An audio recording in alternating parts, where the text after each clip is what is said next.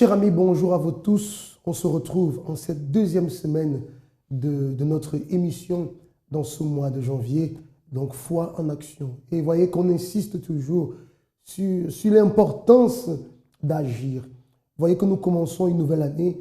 Beaucoup de personnes partent avec une vision de leur vie, une réussite professionnelle, réussite sentimentale, réussite familiale, réussite en toutes choses. D'ailleurs, tout le monde en ce moment se souhaite la bonne année, bonne année, bonne année, bonne année. Mais soyons sincères, est-ce que la bonne année change la vie d'une personne? Vous avez reçu tellement de bonnes années en 2015 et vous allez recevoir en 2016. Est-ce que le fait qu'on vous ait souhaité bonne année, cela a changé quelque chose à votre vie? Parfois, on se réjouit du fait qu'on nous dise bonne année. Tout le monde est un peu dans cette émotion, je dirais euphorie. Ah, bonne année ici, bonne année là, bonne année là. Mais la réalité, c'est que finalement, ça ne change la vie de personne. Là, c'est vrai, parce que la réalité, c'est que notre réalité nous rattrape très vite.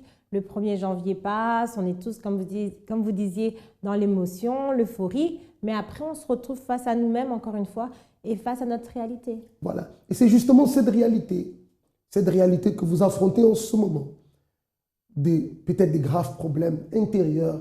Vous êtes une personne triste. Voilà. La période des fêtes arrive, tout le monde se réjouit. Les personnes se mettent en famille, ou certains ne le font même pas à cause justement de la tristesse qu'il y a à l'intérieur. Bon, la plupart des personnes, voilà, dans cette période des fêtes, manifestent une certaine joie. Mais une fois que tout cela passe, la réalité revient. La tristesse, les préoccupations, mille et une questions. Pourquoi ma vie est comme ci? Pourquoi je suis triste? Pourquoi je souffre? Enfin, des questions bien sûr qui n'apportent pas de solution. Mais cette émission est là pour vous montrer qu'il y a un chemin, que vous pouvez changer de vie. J'aimerais en ce moment que vous puissiez voir très attentivement ces témoignages de cette personne qui a pu changer sa vie intérieure. À tout de suite. Avant d'arriver au centre d'accueil, j'étais quelqu'un qui, dès l'enfance, avait des principes, des bases, certaines valeurs par lesquelles j'ai gardé. Suite à un problème, on va dire, familial, j'ai dû connaître un déménagement.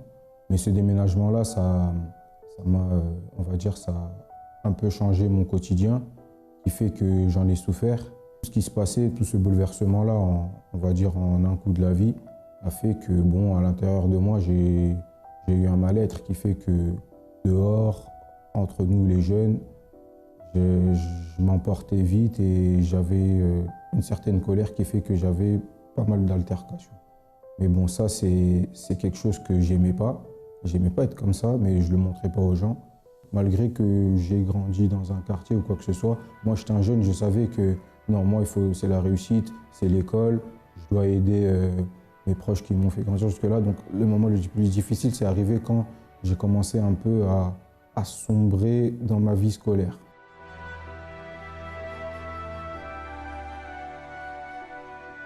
Le centre d'accueil, je l'ai connu par le biais d'un collègue de travail. Quand je suis venu, bon, j'ai commencé à écouter toutes les paroles qui étaient dites, des choses qui concernaient la vie de tout le monde en général, mais ma vie personnelle aussi. Alors moi, je prenais ce qui me concernait. À force d'y aller, j'ai commencé à avoir plus de foi à l'intérieur de moi, parce que moi, il fallait que je m'en sorte. Et moi, je voyais que là, au centre d'accueil, j'avais la possibilité, j'avais une solution pour pouvoir résoudre les problèmes, on va dire. J'ai changé dans ma pensée et dans ma manière de voir les choses. J'ai tiré un trait totalement sur tout ce qui s'est passé dans ma vie. J'ai eu la force de pardonner à des personnes et aussi à chercher le pardon de certaines personnes. J'ai eu la chance de rencontrer des gens et de leur demander pardon des choses qui ont pu se passer auparavant. Je suis quelqu'un aussi de défini dans ma tête. Je sais ce que je veux. Et même dans le domaine professionnel, j'ai trouvé ma voie, sachant que je ne m'arrête pas à ce que j'ai commencé. En fait, je sais que je vais devoir évoluer, mais j'ai trouvé ma voie, c'est clair dans ma tête. Et voilà, je vois les choses de manière positive en regardant de l'avant. En fait. Dans le monde où dehors on nous apprend c'est comme ci, c'est comme ça, mais en fait c'est pas ça. Au centre d'accueil, on nous apprend c'est quoi la vraie vie en fait. J'étais une personne assez colérique, remplie de haine et surtout j'étais quelqu'un de très influençable. Influençable dans le sens où J'ai grandi dans un milieu où, voilà, où régnait le sexe, la drogue, la violence. Et j'ai fini par voilà, m'adapter à ce style de vie. Ça m'a poussé à vivre en fonction des autres, en fonction de ce que les autres pensaient. J'ai essayé de faire la même chose pour appartenir à ce groupe-là. Si je devais me bagarrer, alors que concrètement, je n'étais pas tellement violent, mais pour appartenir à ce groupe-là, je volais, je me bagarrais. On se renfermait à 10, 15, 20 dans des bâtiments et on se bagarrait. On se bagarrait avec de vrais coups. Et notre but, c'était vraiment de montrer qui est le vrai homme, qui est, voilà, se forger un caractère, en quelque sorte s'entraîner. C'est comme ça que j'ai vécu, c'est comme ça que j'ai grandi dans un milieu où, concrètement, j'allais mal finir, tôt ou tard. Je me suis fait arrêter pour bagarre en réunion. Bagarre en réunion, c'est-à-dire que la personne, simplement, j'aimais pas sa tête. Sa tête ne me plaisait pas et j'ai vu que tout le monde tapait. Et bon, moi, j'y suis allé. Le vol, ça faisait partie de moi. Je volais pour rien, même j'allais chez des amis. Je volais leur téléphone, leur argent. Des meilleurs amis, hein, je volais tranquillement. Une partie de ma vie où j'ai été dans les églises catholiques et je volais. Je volais les offrandes de l'église. Mes parents se sont séparés et je pense que c'est de là est venue cette haine, cette colère envers mes parents. Mes frères et sœurs, je les tapais. J'apportais cette haine du dehors. J'aimais pas rentrer chez moi parce que là, j'ai affronté la réalité de la vie. La réalité qui était là, je menais une vie de désespoir, de tristesse. Je manquais de confiance, j'étais désespéré. Et voilà, dans ma famille, ça allait pas du tout. Mes parents se disputaient à cause de moi. Pour moi, c'était le fléau venait de moi. Malgré qu'à l'extérieur, je me faisais quelqu'un qui était voilà, assez joyeux, assez voilà, qui se bagarrait quand il faut, l'homme de la situation en quelque sorte. Mais à l'intérieur, je ne savais pas. Dans 10 ans, je me voyais rien faire, je ne savais même pas ce que je voulais faire de ma vie. J'étais une personne aussi angoissée. J'étais angoissé par rapport à l'avenir, ce que je vivais au jour le jour.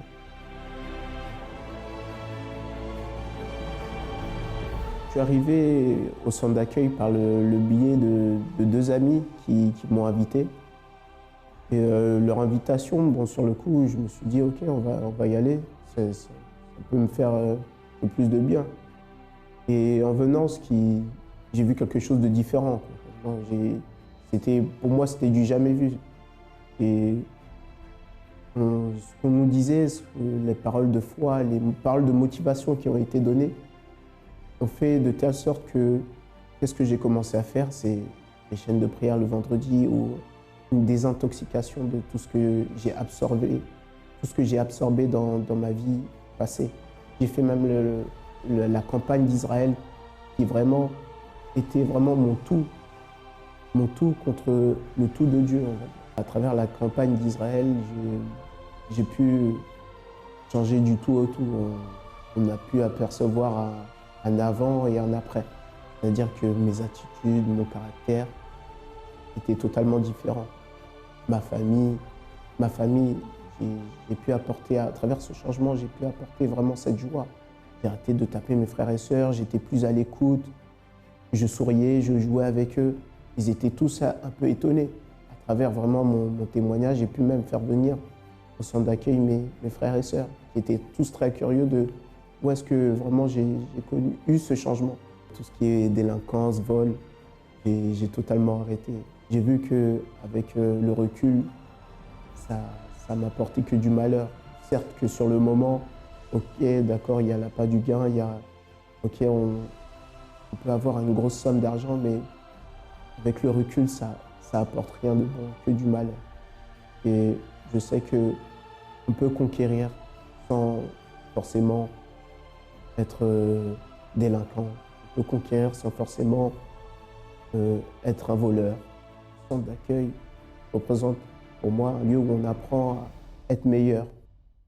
Alors moi, avant d'arriver au centre d'accueil, déjà j'ai vécu une enfance dans la joie et mes familles unies, dans la bonne humeur. J'avais pas de problème, aucun souci. Vers mes 10 ans, 9, 10, 9 ans, mes parents se sont divorcés. Et donc là, à partir de là, ça a commencé à être chamboulé à l'intérieur de moi, dans ma tête. Je ne comprenais pas en fait comment mes parents avaient pu me faire ça en fait. C'est comme si ils avaient fait ça contre moi. Et là, j'ai commencé à me renfermer sur moi-même.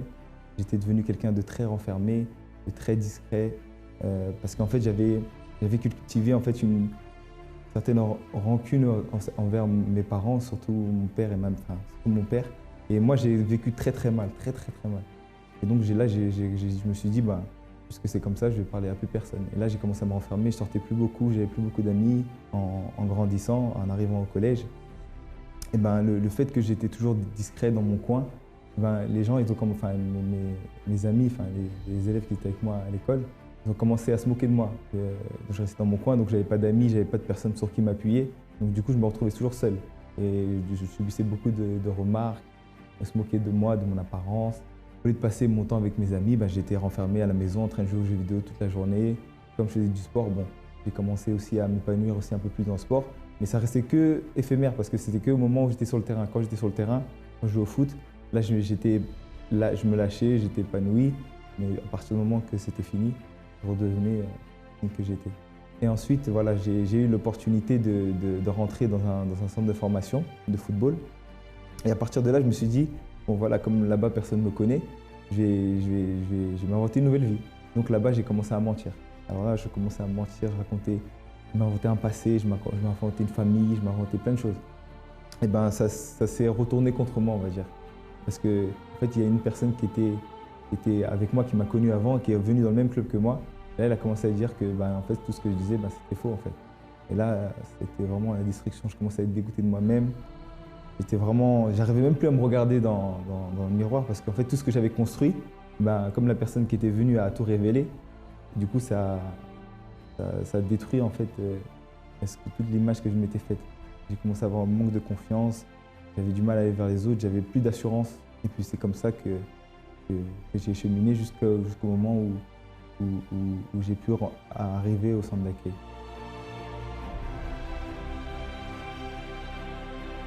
Voilà, donc ensuite, j'ai fait la rencontre de ma future femme, de ma future épouse.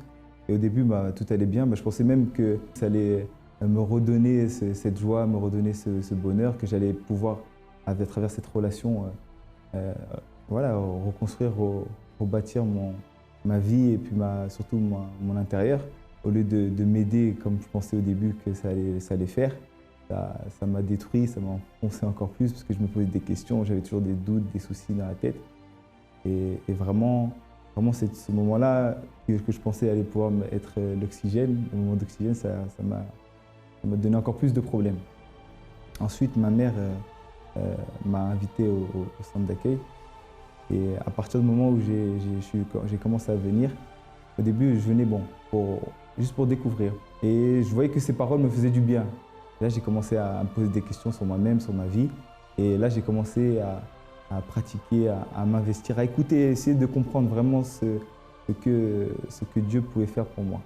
Et puis, est arrivé le moment de la campagne d'Israël. Et là, j'ai vu pour moi une opportunité de tout changer, de tout transformer dans ma vie, de repartir vraiment du bon pied. Et là, à partir du moment où j'ai saisi cette opportunité, là, ma vie a commencé à changer. À travers le résultat de cette campagne, la transformation s'est faite totale. En fait, pour moi, la campagne d'Israël, ça représente un moyen de pouvoir à chaque fois franchir une étape, un palier dans ma vie. Dans ma vie, c'est ça en fait. Parce que depuis que j'ai participé à la campagne, à chaque fois qu'il y a une campagne qui se passe, je vois que ma vie évolue. Je suis épanoui dans ce que je fais. Ma vie, j'ai des projets, ma vision a changé. Maintenant, j'ai des objectifs grands et que je me bats tous les jours pour atteindre et que je sais que je vais réussir à atteindre. Le centre d'accueil, pour moi, vraiment, si je peux dire, c'est vraiment une nouvelle vie. Ça représente ça, c'est là que j'ai vraiment commencé à vivre par rapport à ce que j'étais, pas d'apparence, pas ceci, et à accepter ce que j'étais et de voir la valeur que j'avais. Vous voyez qu'une personne peut changer sa vie intérieure. Une personne qui vit dans la tristesse, une personne qui vit dans le doute, une personne qui vit dans l'angoisse, une personne qui vit déprimée. Bien sûr, tout cela à cause peut-être des situations qu'elle traverse et qui n'apportent pas de joie. Il est clair que les problèmes n'apportent aucune joie. Mais comprenez que vous pouvez changer votre situation intérieure. Parce que tu sais que pour là, beaucoup de personnes même ont réussi à changer leur situation extérieure. La personne qui était au chômage, qui a pu avoir du travail, etc. Mais intérieurement, la tristesse a toujours continué. Effectivement, parce qu'elle n'a pas eu cette nouveauté, mais c'est une nouveauté intérieure. Et c'est ça même que Vanessa, elle a cherché, parce qu'elle a vu qu'elle était là, qu'elle avait beaucoup de problèmes, beaucoup de difficultés, et que la chose la plus importante qu'elle devait changer, si elle voulait vraiment que tout autour de sa vie change, c'était quoi? C'était son intérieur. Donc, elle a saisi l'opportunité du jeûne de Daniel pour se dire comme ça, que je veux que ma vie elle soit entièrement nouvelle. Et elle n'a pas attendu une nouvelle année. Elle n'a pas attendu une nouvelle année pour pouvoir saisir son opportunité. Et là, elle s'est coupée. Elle a fait vraiment le nécessaire pour dire comme ça, je veux changer et je vais faire tout ce qui est en mon pouvoir pour changer. Donc une décision, tout simplement une décision, poussée par quoi? La fatigue de la souffrance, la fatigue de toujours vivre la même tristesse, se lever le matin triste, aller au travail triste, angoissé, se poser mille et une questions pour lesquelles on n'a pas de réponse. Et bien sûr, cela amène une frustration à l'intérieur de la personne. Mais cette situation, elle peut changer, elle peut changer. Il est clair que peut-être dans votre entourage, on vous dit que c'est normal, que ça c'est votre vie, c'est votre karma, c'est votre croix, c'est votre destin. Et peut-être vous-même, vous avez fini par l'accepter. Mais ici, nous affirmons le contraire. Ça, ce n'est pas la vie que vous aimeriez avoir, ni la vie que Dieu aimerait que vous ayez. Nous croyons qu'à partir du moment où vous vous approchez de Dieu avec sincérité, que vous cherchez son aide, il est capable de vous donner cette transformation intérieure. Et nous sommes en train de vivre d'ailleurs en ce moment ce grand propos qui est le jeûne des 21 jours pour le changement intérieur, pour ceux qui désirent la paix, pour ceux qui désirent trouver le véritable bonheur, pour ceux qui désirent, je dirais, ce bien-être intérieur que vous cherchez depuis longtemps. Beaucoup de personnes cherchent ce bien-être dans les vices, dans l'alcool, dans la drogue, dans la musique, dans le sport. Enfin, les personnes cherchent toutes sortes de choses pour essayer d'apporter une certaine sérénité à l'intérieur d'elles. Mais elles n'arrivent pas. La seule personne qui puisse combler votre intérieur, c'est le Dieu vivant. Mais ça, c'est la décision que seul vous pouvez prendre, de chercher cette aide, de participer, si vous le désirez, de ce propos avec nous. Et vous pouvez être sûr que si vous le faites avec foi de tout votre cœur, vous pourrez voir des résultats. Tout à l'heure, Paula parlait d'ailleurs de Vanessa. Nous allons sans plus tarder voir le témoignage, l'histoire de Vanessa. À tout de suite. J'étais une personne, en fait, déjà, je n'ai pas grandi avec ma mère. C'est-à-dire, j'ai grandi seulement avec mon père, ma belle-mère. Et de ce fait-là, j'ai commencé à nourrir un vide à l'intérieur de moi, un manque d'affection, un manque d'amour. J'avais pas cet amour, l'amour d'une mère en fait. Et avec mon père, c'était difficile. Quand j'ai commencé à grandir, j'ai commencé à faire plusieurs bêtises, des choses qui n'allaient pas à la maison. Alors j'ai commencé à développer de la haine envers mes parents, envers mes frères et sœurs. Je me sentais seule en fait. Je me sentais seule et tout ce que je faisais, je voyais pas d'importance. J'avais pas confiance en moi quand j'allais à l'école, je travaillais pas bien, bon, plein de choses comme ça. Mon père, il me faisait déjà goûter à l'alcool. Il me faisait déjà boire, les boissons fortes. Et au fur et à mesure que je grandissais, je me suis plongée dans ça. Je me suis plongée dans l'alcool. Et plus je grandissais, plus il me fallait des doses de plus en plus fortes. J'ai commencé à fréquenter des garçons. Et un jour, je suis rentrée dans un milieu sportif où il y avait beaucoup de filles qui entretenaient des relations avec eux. Entre elles en fait. Tout le jour, en fait, j'avais une pensée à l'intérieur de moi qui me disait d'essayer. Plusieurs filles, elles m'ont plusieurs fois, à plusieurs reprises demandé d'essayer, mais toujours je refusais, j'acceptais jamais. Et un jour, il y avait une fille qui m'a fait la proposition, qui m'a demandé. Et ce jour-là, j'ai pas su dire non. J'ai pas su dire non et j'ai commencé à développer des sentiments. Même que j'étais en relation avec un garçon, je pouvais me mettre avec cette fille-là, moi, ça ne me dérangeait pas. Quand ça s'est fini, j'étais mal, j'étais vraiment mal. Et ma situation, elle s'est empirée. Ma haine a commencé à grandir. Je suis devenue quelqu'un de très, très, très colérique, quelqu'un d'agressif. Chez moi, quand il y avait des problèmes, je pouvais taper sur des murs, au point même que mes mains commençaient à devenir rouges, à saigner même. Je pleurais dans ma chambre, bref, j'étais vraiment, vraiment pas bien.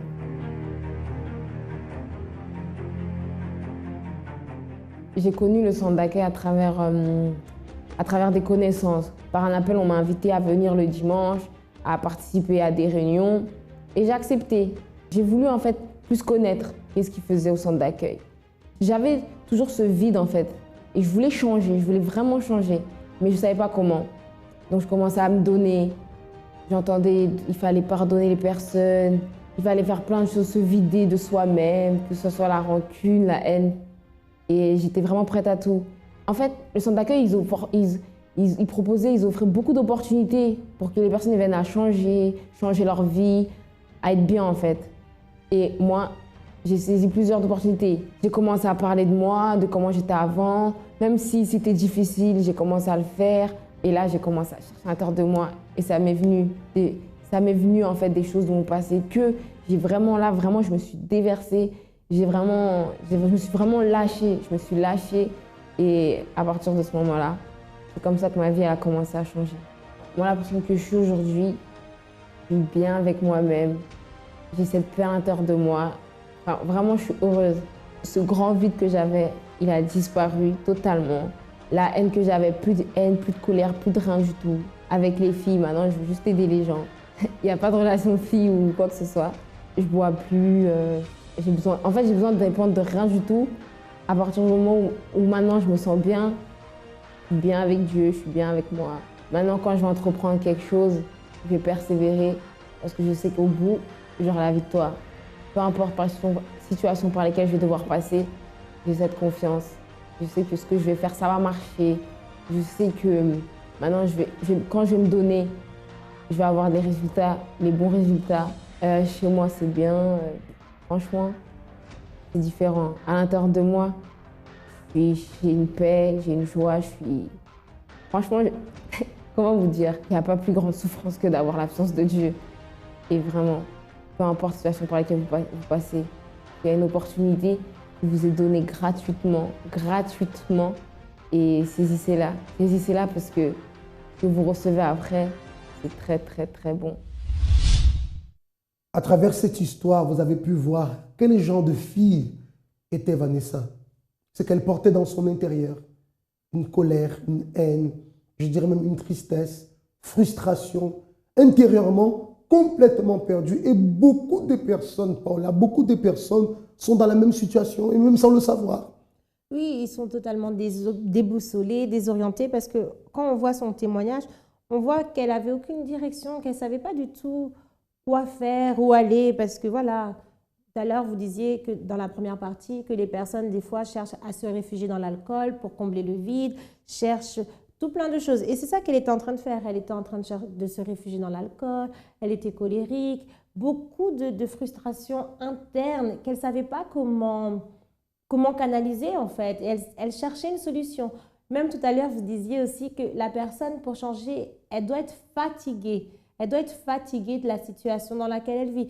Je dirais fatiguée et aussi quoi? Révoltée, parce que tant que la personne, elle reste là et qu'elle accepte la situation, les choses, elles ne changent pas. Ça, c'est vrai. Et peut-être toute l'année, je ne veux même pas dire cette année, l'année passée, l'année de 2015, peut-être pour vous, ça a été, excusez-moi de parler ainsi, peut-être ça a été une année de réclamations, de lamentations, cherchant un coupable pour votre souffrance. Écoutez, la décision vous appartient. Et cette émission, justement, c'est une porte ouverte pour vous montrer que les choses peuvent changer pour vous. La situation de Vanessa a changé. Vous voyez dans quel état elle était. Vous voyez dans quel chemin elle a marché. Aux yeux du monde, je dirais, on pouvait dire qu'elle était un cas perdu. Si on disait, quel est le futur de Vanessa en ce moment-là? Beaucoup diraient, mais pour elle, il n'y a pas de futur. Qu'est-ce qu'on peut espérer d'une personne qui est colérique, d'une personne, elle a même commencé à éprouver des sentiments pour des filles, qui est dans l'alcool. On s'est dit, mais attends, son avenir est fini parce qu'elle n'est pas bien intérieurement et que le monde ne lui donne pas de solution. Mais vous voyez qu'ici, on vous donne la solution, on vous montre qu'il y a une solution à travers les témoignages justement qui sont là, qu'il y a un chemin pour que cette personne puisse sortir de sa situation. À partir du moment où la personne, elle prend voilà, la décision, parce que par exemple, on est dans une nouvelle année, on est voilà, dans... Tout est nouveau, mais en fait, les choses ne deviennent pas nouvelles. Les choses vont rester pareilles si la personne, elle ne prend pas quoi? Une décision, de la même façon que Vanessa a pris une décision, Ben, c'est ça qu'il faut faire. Sinon, c'est comme vous disiez, l'année, elle va se passer et on va être à la fin de 2016. Et qu'est-ce qui aura changé encore une fois? Rien. Donc, tout peut changer dans votre vie. C'est votre décision. C'est vrai que le changement d'année, comme disait Paula, ne change pas la vie de la personne. La vie continue. Et c'est à nous de prendre les décisions qu'il faut pour pouvoir alors obtenir la vie que nous désirons. Nous allons marquer une courte pause. Et juste après, on va se retrouver déjà avec la première partie de l'histoire de Randy. On a l'habitude de le faire. Vous allez découvrir comment était sa vie, ce qu'il a fait ici au centre d'accueil. Et aujourd'hui, quels ont été les résultats de cette décision qu'il a prise. À tout de suite.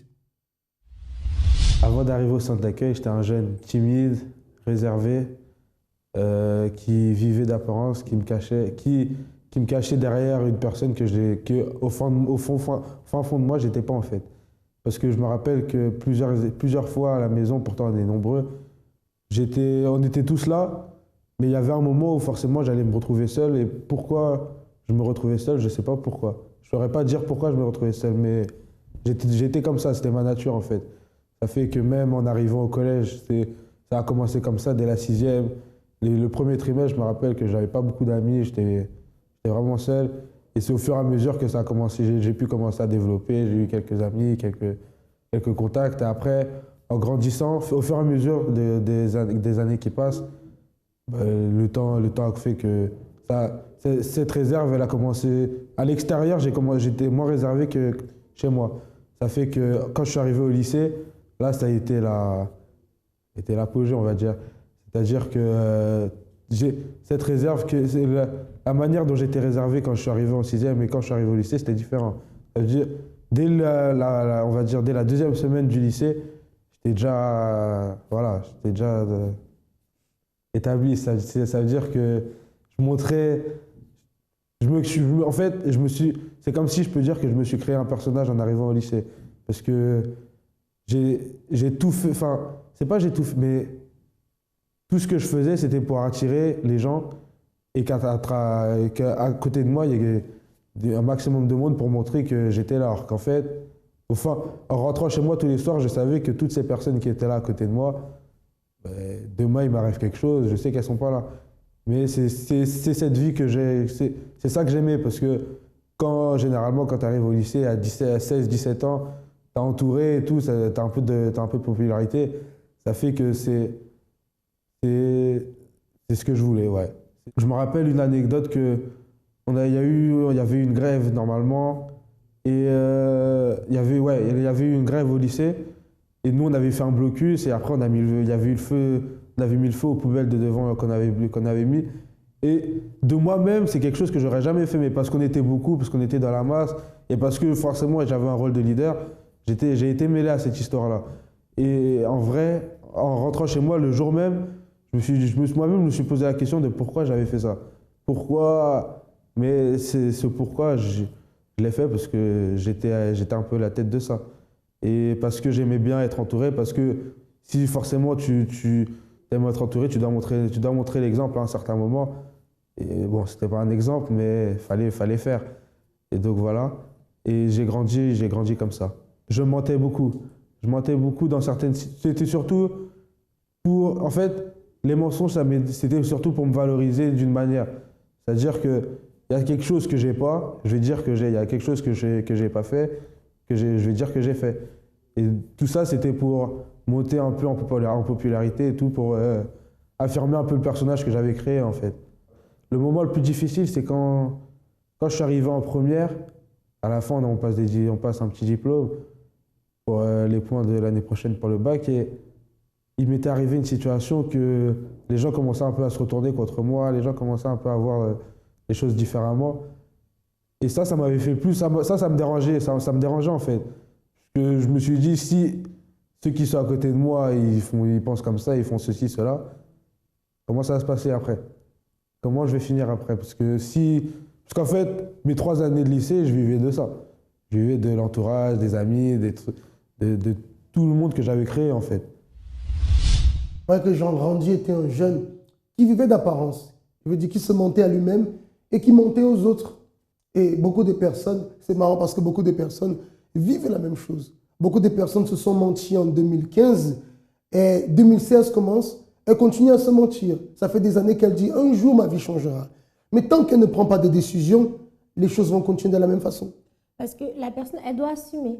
Elle doit assumer qui elle est. Elle doit assumer quoi, sa condition, ses problèmes et dire comme ça, c'est vrai, j'ai tel et tel problème. Mais tant qu'on vit d'apparence, qu'on veut se voiler la face, parce que la plupart du temps, c'est ça, on se voile la face, on ment aux autres, mais on ment à nous-mêmes. Parce que Randy, il était là, il vivait d'apparence, mais dans toute cette apparence qu'il avait, il était malheureux.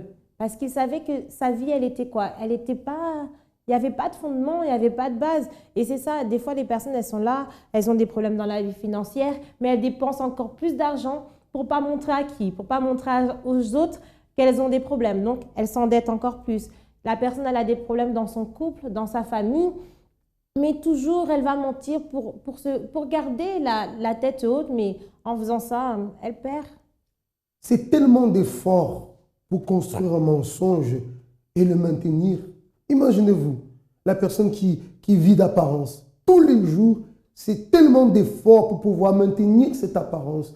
Passer un air de bien-être aux autres, passer une vision erronée aux autres. C'est tellement d'efforts.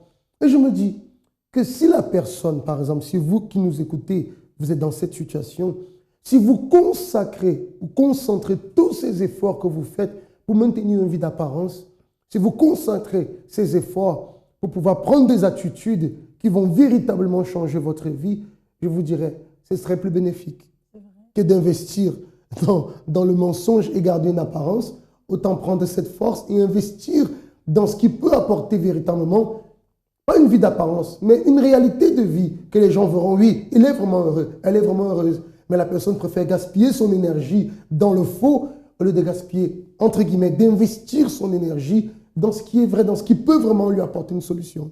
C'est vrai parce que vous étiez en train de parler, j'étais en train de réfléchir. C'est vrai, la personne, elle fait tellement d'efforts pour maintenir en fait un mensonge, alors que si elle utilisait cette force, mais pour changer le cours de sa vie, les choses iraient aussi beaucoup plus vite. Exactement. Donc vous voyez que Randy, longtemps dans le mensonge, mais frustré à l'intérieur parce que personne qui vit d'apparence n'est heureuse. Personne qui vit d'apparence se sent bien. C'est une frustration. Devant les autres, va montrer un air que tout va bien, mais au plus profond, ça ne va pas. Excusez-moi, cher ami, d'être un peu direct. Peut-être ça, c'est votre cas. Ce n'est pas une accusation ni une condamnation. C'est tout simplement vous ouvrir les yeux sur la situation et vous faire comprendre que cela peut changer. Randy, après la décision, il a connu le centre d'accueil. C'est là où il a pris la décision alors de véritablement prendre les attitudes qui allaient mettre fin à tout ce mensonge, à lui donner une véritable vie. À tout de suite. J'ai connu le centre d'accueil à travers ma sœur qui venait déjà depuis un moment et qui a ramené ma mère et qui ma mère m'a incité à venir. Quand je suis venu, la première fois, c'était un dimanche et j'avais trouvé ça bien parce qu'il y avait une bonne ambiance, c'était cool, il y avait des jeunes et tout. Mais au fur et à mesure, mais après, je suis pas revenu directement. J'ai mis du temps à venir. Après, je suis revenu à la FJF, au groupe jeune. Le jeudi, c'est difficile parce que je ne me reconnaissais pas dans les jeunes qui étaient déjà là en fait. Ça veut dire que j'ai mis du temps à m'adapter, j'ai mis du temps à rentrer dedans réellement et dès que j'ai pris une décision, là, maintenant je suis là. En fait, c'est les messages parce qu'au fur et à mesure de venir, j'ai commencé à venir jeudi, samedi, dimanche, après j'ai fait les vendredis et en entendant tous les messages, je comprenais qu'il y avait un problème en fait. Si je suis là et c'est pour continuer ce que je fais, ça sert à rien. Autant tu fais les choses dehors à fond et tu es là-bas, soit tu es ici et tu fais les choses à fond ici. J'ai participé à la campagne d'Israël au Mont Carmel, le feu d'Élie est descendu. Pour moi, en fait, c'était le moyen d'atteindre mes objectifs parce que depuis le temps que ça faisait un petit moment que j'étais là et je savais plus trop, j'avais des objectifs mais je savais plus trop comment les atteindre en fait. Je savais plus trop par où passer pour arriver à ce que je voulais faire. Et donc ça fait que cette campagne est arrivée au moment où il fallait. Mais quand la campagne est arrivée, là je me suis dit c'est le moment, c'est mon témoignage en fait. Parce que tout le temps on voit les témoignages des gens du Brésil, on voit dans tous les pays, et je me disais mais le mien c'est quand? Et c'est ça que j'ai dit si je fais cette campagne c'est pour avoir un témoignage, sinon je la fais pas. Et j'ai participé aux Jeunes de Daniel, oui. Ça fait, en fait, le jeûne de Daniel, celui-là, je l'ai pris comme on va dire, ma dernière opportunité. Parce que quand on en fait, ça devient une routine, alors que c'est pas une routine, puisque se couper des choses pendant 21 jours, ça doit avoir un objectif. Si tu ne te fixes pas d'objectif avant et que ça t'aide pas, autant pas le faire. Puisque tu te coupes pendant 21 jours, tu te prives de choses que tu aimes bien faire. Si ça te rapporte rien, ça sert à rien de le faire. En fait, l'objectif de mon jeûne de Daniel, c'était vraiment un renouvellement. Hein. Parce que au fur et à mesure que tu es là, c'est pas que tu ne valorises pas, mais c'est que ça n'a pas la même chose. Une fois que tu as reçu, au bout d'un certain temps, tu ne mets pas la même valeur dans ce que tu as reçu. Alors que là, le jeûne de Daniel, si en donnant toutes tes forces, spirituellement, ta vision est différente. Le sacrifice, ça représente tout, puisque si dehors, pour avancer, tu es obligé de sacrifier aussi. Et là, c'est la même chose. Et c'est encore pire, parce que dehors, tu as envie de le faire, parce que c'est pour...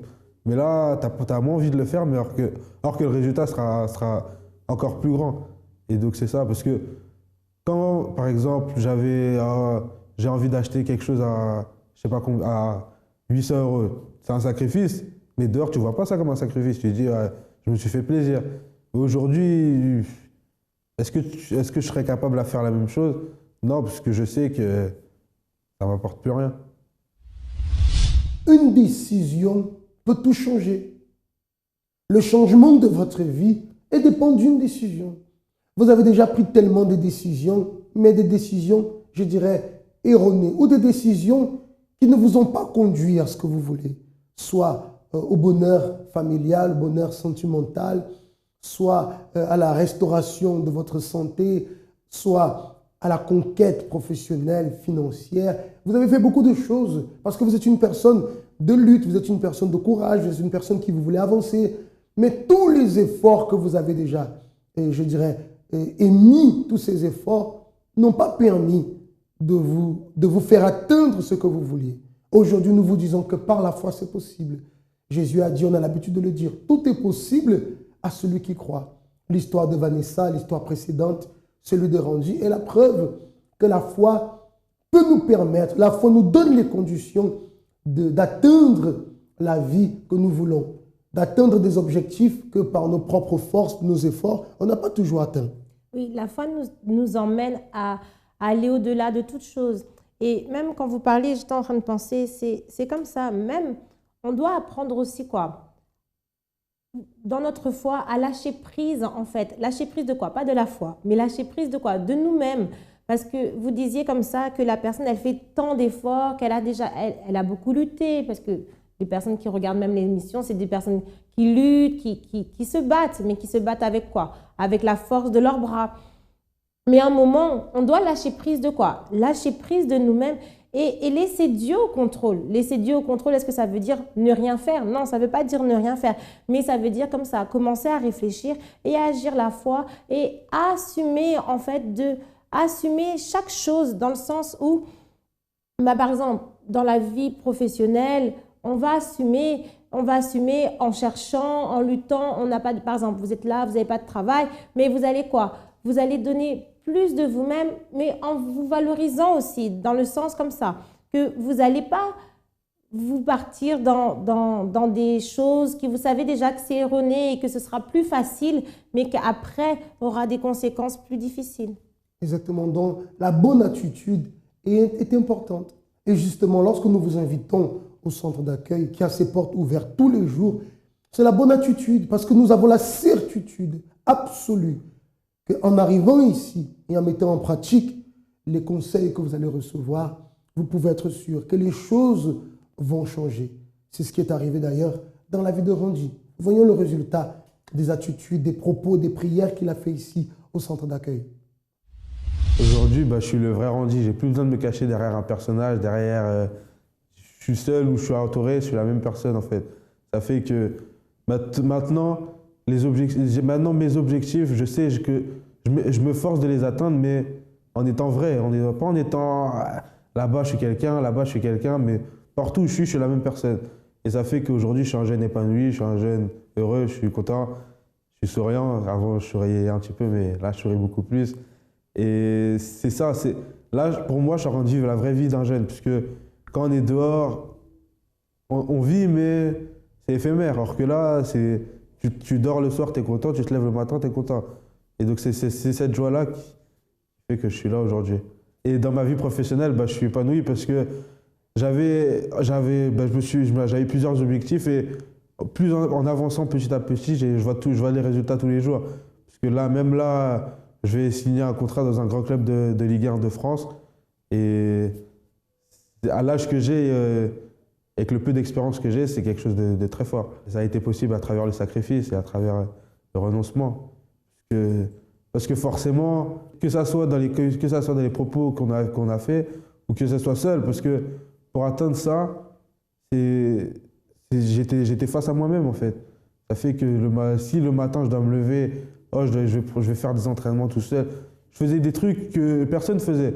Et ce qui a fait qu'aujourd'hui, je puisse arriver à là. Et spirituellement, je suis grandi, en fait, je suis différent.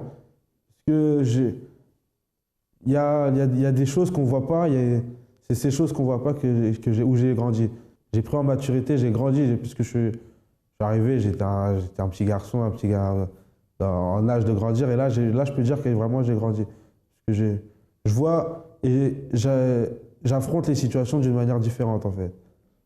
Le centre d'accueil pour moi, c'est la maison formatrice. En fait, si tu veux vivre tes rêves et pas rêver ta vie, tu es au bon endroit. Ça a l'air tellement simple, oui ou non, de vous montrer une personne qui était dans une situation catastrophique et qui, par la foi, est sortie de sa situation. Il est clair, on l'explique toujours. Le témoignage dure 2-3 minutes, voire 4 minutes. Ça, c'est un résumé de plusieurs mois de lutte pour certains. Pour certains, même une année de lutte. Mais où elle était déterminée à atteindre un objectif pour lequel elle lutte depuis longtemps par ses propres forces et n'a pas réussi. Mais en prenant la décision, c'est exactement ça, de se confier à Dieu, de reconnaître qu'elle avait besoin d'aide, en se confiant à Dieu, en suivant les directives qu'elle a reçues, en participant des différents propos, la solution vient toujours, cher ami. Le cas de Randy n'est pas un cas isolé. Le cas de Vanessa n'est pas un cas isolé. Nous avons des milliers et des milliers de cas. Ici seulement, en France et dans le monde, ça s'élève à des millions de cas de personnes qui vivent une véritable expérience de foi. Et j'aimerais vous dire, qu'attendez-vous? Qu'attendez-vous pour prendre la décision qui va changer votre vie? Qu'attendez-vous de faire les efforts qu'il faut pour pouvoir atteindre ce que vous avez toujours désiré? Les portes du centre d'accueil sont ouvertes tous les jours. Tous les jours, nous sommes là du matin au soir. Et pour que vous puissiez savoir quel est le centre d'accueil qui est le plus proche de chez vous, vous pouvez noter le numéro de téléphone qui s'affiche en ce moment sur le bas de votre écran, le 01 53 35 85 12. Je répète, 01 53 35 85 12. Vous aurez alors toutes les informations, les directions pour que vous puissiez vous rendre alors à l'un de nos centres d'accueil où des conseillers seront là pour vous aider. J'ai la certitude qu'en arrivant avec détermination, avec foi, vous ne sortirez pas de la même façon. Ça, c'est une certitude. C'est une certitude. Et même Randy dit comme ça dans son témoignage que le centre d'accueil est une maison formatrice pour vivre ses rêves et non pas rêver sa vie. Ça, c'est très fort. Vous voulez vivre, vous voulez réaliser vos rêves, alors les portes du centre d'accueil sont là. Nous ne sommes pas en train de faire une publicité pour le centre d'accueil, non. Nous sommes en train de promouvoir le pouvoir de Dieu. Parce que c'est ça, c'est ce que nous montrons aux personnes. Le centre d'accueil en lui-même ne change la vie des personnes. C'est une institution que Dieu utilise pour pouvoir aider les personnes. Mais celui qui va se manifester dans votre vie, qui va vous permettre d'atteindre la vie que vous désirez, c'est le Dieu en qui nous avons déposé toute notre confiance et dont nous avons la certitude qu'il veut et qu'il va agir dans votre vie si vous lui permettez de le faire. Aujourd'hui même, à 15h, dans les centres d'accueil, nous avons des prières. Alors, vous pouvez aussi appeler pour savoir, comme on disait tout à l'heure, le centre d'accueil le plus proche. Et demain dimanche, qui est un jour très spécial, là, les horaires sont un peu différents. Donc, appelez pour savoir si vous êtes sur Paris, c'est 6h, 8h, 10h et midi. Si vous êtes dans un centre d'accueil, enfin dans une ville qui est hors de Paris, alors appelez à ce numéro pour avoir alors les horaires. En principe, c'est 8h ou 10h. Mais appelez pour pouvoir vraiment confirmer, pour que demain vous soyez là et on va clamer en faveur de la famille. Pour vous tous qui avez des problèmes familiaux, des grandes difficultés, soit avec vos enfants, soit avec vos frères et sœurs, soit avec les parents, peu importe. Demain, nous serons là. Vous allez apporter aussi un pain qui sera consacré, qui sera béni, afin que vous puissiez partager avec votre famille, ainsi transmettant la bénédiction de Dieu dans leur vie et dans la vôtre aussi. En tout cas, chers amis, ça a été un plaisir d'être avec vous aujourd'hui. Nous vous attendons alors aujourd'hui même ou demain. N'hésitez pas, parce qu'une nouvelle vie vous attend. Une bonne journée aussi à toi, Paula. Bonne journée.